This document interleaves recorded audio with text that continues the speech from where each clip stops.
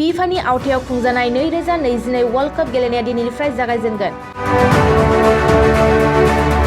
बे गेलेनाया काटारनि मोन 8 फुटबल स्टेडियामाव दिनैनिफ्राय फैगौ 18 डिसेम्बरसिम सोलिबाय थागोन। बबेखानि काटाराव खुंफुंनाय वर्ल्ड कप मेच गेलेनायखौ भारतनि सम बायदियै मोनानि 9:30 रिंगायाव थोंजों नुनो मोनगोन।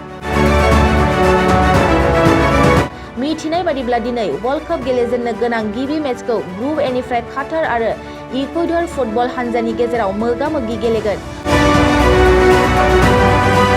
मख'नो गोनांदि फुटबल गेलेमुनि बयनिख्रुइबो देरसिन बादायलायनाय बे खेबनि फिफा वर्ल्ड कपखौ देरहानो गासै मोन 32 हादरनि फुटबल हानजानि गेलेगिरिफ्रा गोख्रों थियारि जादों।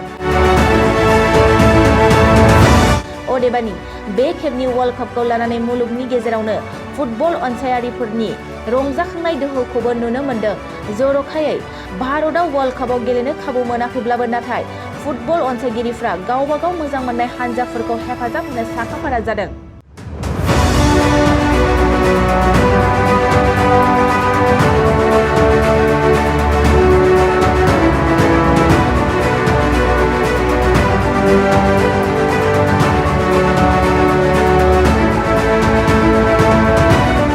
फिफानि आवथायाव खुंजानाय 2022 वर्ल्ड कप गेलेनाया दिनैनिफ्राय जागायजेनगोन।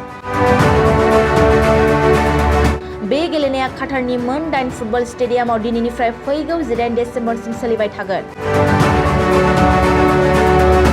बबेखानि काटाराव खुंफुंनाय वर्ल्ड कप मेच गेलेनायखौ भारतनि सम बायदियै मोनानि 9:30 रिंगायाव थोंजों नुनो मोनगोन। मिथिनाय बादिब्ला दिनै वर्ल्ड कप गेलेजेननो गोनां गिबि मेचखौ ग्रुप एनिफ्राय काटार आरो इकुवेडर फुटबल हानजानि गेजेराव मोगा-मोगि गेलेगोन।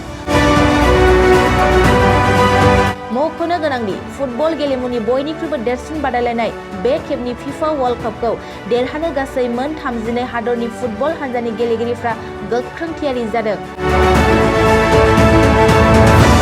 अदेबानि बे खेबनि वर्ल्ड कपखौ लानानै मुलुगनि गेजेरावनो फुटबल अनसायारिफोरनि रंजाखांनाय दोहौखौबो नुनो मोन्दों।